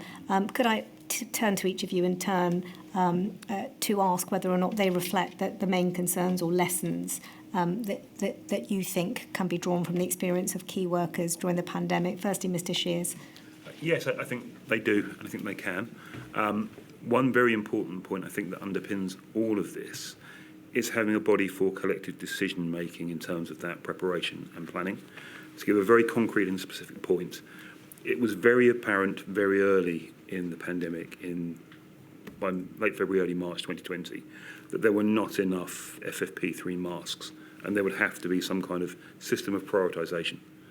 Now, for our members as a general union, that meant some members would get protective equipment and some wouldn't. We were not able to have mature discussions with either government or our members about what the prioritisation was and why it was necessary. In future, having a tripartite body that was able to plan to say, right, these are our sectors that we have to ensure have first provision. We can then use the hierarchy of control to step down where we need to go and plan the response accordingly would have been extremely valuable. For us, that was a very clear key lesson. Thank you. I think you all want to add something. I'm quite conscious of the time. There are some more questions for you. If I could ask you to be very brief in any additional points. Ms Thomas. Trade unions undoubtedly saved lives throughout the pandemic. Our intervention, and just to sort of echo what my colleagues just said, I think we absolutely need to be reflected in government structures through that tripartite structure and method, particularly with worker representation, and I would say that would be my key reflection on that. Thank you very much. Mr Leach. 2 points. One, that we were caught unawares and not ready for this. I don't think we are, particularly now as a transport industry. There's been no huge debrief. There's been no stand-up plan prepared that I'm aware of. And I'm head of self-safety in my own union and at across the union industry level. And the other thing is the two-tier workforce is inherently unjust and unsafe. Thank you, Ms Leach. Finally, Mr Short. Yeah, the point about trade union involvement, which Ms Thomas made, was one I was going to make as well. The recommendations around worker voice and having forums, trade unions underpin all of that. Without a trade union, it would be very difficult to do worker voice effectively. The other point I was going to make, I know this module isn't about preparedness or preparation, but a lot of the impacts on key workers, they were the results of things which were almost too late to solve by the time the pandemic kicked off. So, for example, proper ventilation in schools requires investment now before the next pandemic, and it would have been helpful before the previous pandemic. Thank you very much. There may be some more questions for you, my lady. There are indeed. First person is Ms Davis, who's that way.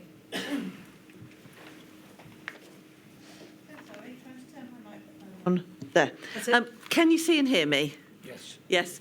My name is Liz Davis, and I represent the Domestic Abuse Group, which comprises 3 organisations who provide domestic abuse services in the violence against women and girls sector. And my question, I think, is best directed to Mr Shears, so I hope you can see me. My client's experience is that there was considerable confusion throughout the pandemic as to whether frontline workers supporting survivors of domestic abuse were key workers, even though they were working in roles where in-person contact with vulnerable individuals was essential. And this confusion deprived those workers of key worker benefits such as schools, early access to the vaccine and so on. So my question is, do you agree that in a future pandemic scenario, it would be essential that frontline workers in the violence against women and girls sector be formally recognised as key workers so that the essential work they do can continue and they're able to consistently access key worker priority schemes? Yes, I would absolutely agree with everything just said there. It was very striking during the pandemic, especially in the earlier parts of the lockdowns, that some of those really key supportive roles were not perceived to be key worker roles. For many of our members who had children, they were not able to get their children to school. That meant they had to work from home, and as a result couldn't give the kind of primary face-to-face support they would normally give. Now, I must be frank, I don't speak with any great first-hand experience of this, but I know from some colleagues that was extremely difficult because those were very essential and sometimes life-saving services that effectively were stopped dead at that point. So I think there are a number of key worker roles that needed to have that degree of consideration in that initial list. They were not there.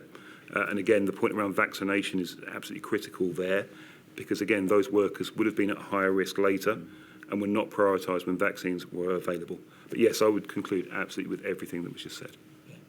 Thank you very much. Thank you, Ms Davis. Thank you, my lady. Next, it's Mr Wagner, who's that way.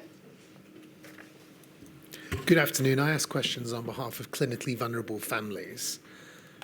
This is a question for anyone that wants to answer it. Maybe someone could just pick it out. Under health and safety executive guidance, clinically extremely vulnerable workers were recognised as being high risk and advised to shield. But during the period that we've been discussing, the protection in the workplace for those workers still generally, certainly in clinically vulnerable families' experience, depended on individual risk assessments of the particular worker and discretion by the employer, as opposed to policies which imposed measures like better ventilation or masking or whatever it would be to keep them safe. Do you agree that that individualised approach left many clinically extremely vulnerable workers without clear and enforceable rights? Yes. Hand up. Thank you. Yes, is the short answer. The slightly longer answer is we had a lot of experience of this in local government and education where workers, our members were concerned, perhaps members who are not clinically vulnerable or clinically extremely vulnerable, but had family members who were. Yes. And we're relying on exactly that, as you characterise, the sort of discretion of an employer or the intervention of a trade union to help them. And sometimes that worked, sometimes that was effective and they were treated sympathetically, and other times not. So yes, more higher level guidance for those situations would have been extremely helpful, yes. So it was really a bit of a lottery because there wasn't that high level guidance. Yeah, absolutely. Yes. I would say that it was incredibly inconsistent in my experience. For all of the representatives and full-time officers I spoke to, this would constantly raise its head, particularly for disabled workers and workers that were vulnerable, because, and I'm going to repeat myself here, but just for the purpose of the question, because the focus was just so directly on the mass implementation of the legal guidance. I think from my experience that there was quite a lot of disabled workers and vulnerable workers that were left more vulnerable than they should have been because there just wasn't the resources put in place to support them with their ordinary list of reasonable adjustments that sat outside of the pandemic scenario. Yeah. So it wasn't just policy, it was about resources as well. I think it was resources and the fact that, quite frankly, a lot of employers, were panicking. A lot of them did have the resources but chose to focus on the pandemic, and then there were obviously good practices as well, and I would say that is where you have got strong trade unions in place, because statistically any workplace that has a trade union present actually has better health and safety standards, and I think that was the key for us. It was about making sure we supported our members via our network of representatives, where we had even policies or without them, we managed to intervene. But I did, and still do worry about all of those workplaces that go under represented by trade unions.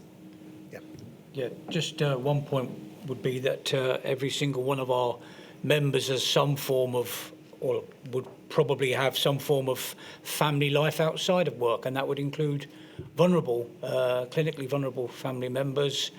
That was always an issue when they had to come to work. And anything that we can respond to that collectively rather than individually will always be able to do better. That's the way we would describe it. So, yes, to your question. Thank you. And just one other question. In relation to clinically vulnerable workers who are not classed as clinically extremely vulnerable, so were in the non-shielding or the group that wasn't told to shield, the HSE guidance focused on general workplace risk assessments rather than clear enforceable actions to reduce exposure. Do you agree that left those higher risk workers who weren't being told to shield even more exposed to severe outcomes in the workplace as a result? I think if they didn't have the right practices put in place, then yes. But again, to use your own words, it was such a lottery. It's hard to give, in my opinion, a generic answer to that, because there was so many different of practices that were going on in the public sector and the private sector. But of course, where that was the case, it would automatically leave individuals more vulnerable if effort wasn't put into the protections of them. And on top of that, you would have Mr. Leach's two-tier issue as well, that the contracted versus non-contracted workers would be in a different situation. Yeah, and can I just add on those points? Often the managers performing those assessments were not really competent to determine what the appropriate measures were. So we had a lot of experience of members that were clinically vulnerable receiving face coverings when face masks were required, being deployed into areas that were screened but not screened adequately, and a full sense of security from the employer, thinking they'd put measures in place that were protective, but actually, frankly, were more performative. They made the employer feel better about the fact they had taken some action, but the action was not really adequate or appropriate. Thank you very much, Mr Wagner. Miss Beattie, who's that way? Thank you, my lady. I ask questions on behalf of national disabled people's organisations. I have questions on just two short topics, please. The first is about who is or might be a key worker in a civil emergency or a future pandemic from the perspective of disabled people, for whom a range of workers may be key to maintaining independent living and so keeping life going, if I can put it that way, but who may not be key or essential for non-disabled people. And just to give some examples for context, I mean, that might be personal assistants, that might be workers who provide communication support, might be teaching assistants, that might be cleaners or other people working in disabled people's homes. So do you agree that identifying who is a key worker in a civil emergency or future pandemic needs to reflect the needs of disabled people and the risks facing disabled people, as well as any unequal impacts and intersectional impacts? And maybe I'll just start from left to right, or if anyone wants to jump in. Certainly, from my perspective, would absolutely agree with that. Again, we had significant experience during the pandemic of members requiring additional support through schemes like Access to Work that frankly wasn't available because the workers were not present to be able to give that support for exactly the kind of roles you've just described. One of the concerns as we understood it was there was a risk that some of these workers would become super spreaders because they may have been visiting multiple different dwellings in one day to service different clients.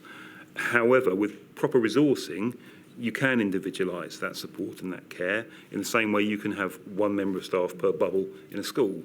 So this was as much about, again, a failure to adequately resource and manage the risk as it was a general policy we think of not making things happen. It was both a failure of understanding, but also of imagination in terms of what people actually needed. Thank you. And I'll just check if anyone else wanted to add up to that. Thank you. I was just going to add that, in short, yes, but I think it would always be with the right PPE and the right provisions, because what we all seen, I think, throughout the pandemic in workplaces, actually things did get better as time went by with lots of different interventions. So I think absolutely that should be the case, and ensuring as much as normal life can go on as possible, as long as the right provisions is put in place. And I think we started to get to that point. Just very quickly, yes, 100%. But of course, that sector of the workforce is not traditionally my area, my union's experience, but we have members who have families that have disabled family members or friends. And of course, that is a outsourced industry as well. So those workers quite often work for some of the most exploitative multinational companies, these care workers, and that's going to be made worse by the fact that they're not even recognised as being key workers when they should be. Yeah. Thank you. And just the second area is about data gaps about disabled workers and disabled key workers. At paragraph 51 of the joint statement, you refer to the TUC report on disabled workers' experiences during the pandemic, which sets out workplace barriers, including, as Ms Thomas, you've already mentioned, difficulties in getting and keeping reasonable adjustments necessary to work effectively and safely, and problems of the disability pay gap and the disability employment gap. Do you agree that the disproportionate impact of the pandemic on disabled key workers highlights the need for further monitoring data to expose those barriers during a pandemic, including problems of timely provision of reasonable adjustments and disability and pay employment gaps? Yes, I do think, without a doubt, that should be monitored and that should continue for a very long time and possibly indefinitely, because ultimately that is the only way you can make the best provisions and get good outcomes for disabled people.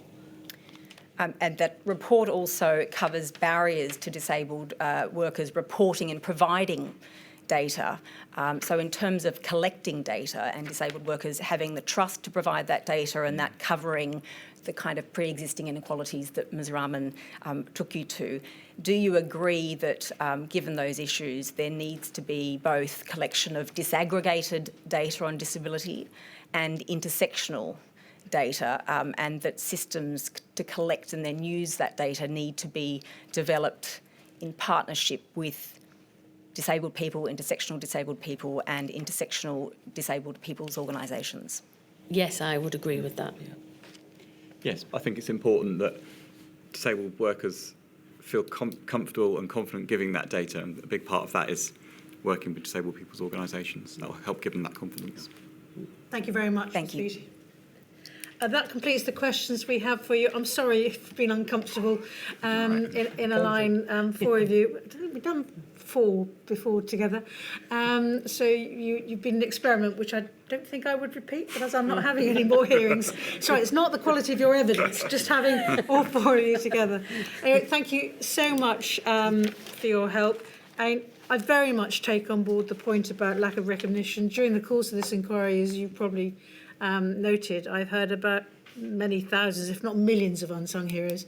So I very much take on board the point about your members being amongst those unsung heroes. So thank you for making that point. And thank you, could I also, through you, thank the TUC, who've been with me, I think, throughout this inquiry, and they've been of great assistance, expertly represented by Mr Jacobs and Ms Peacock. So thank you for all the help the TUC has given to this inquiry.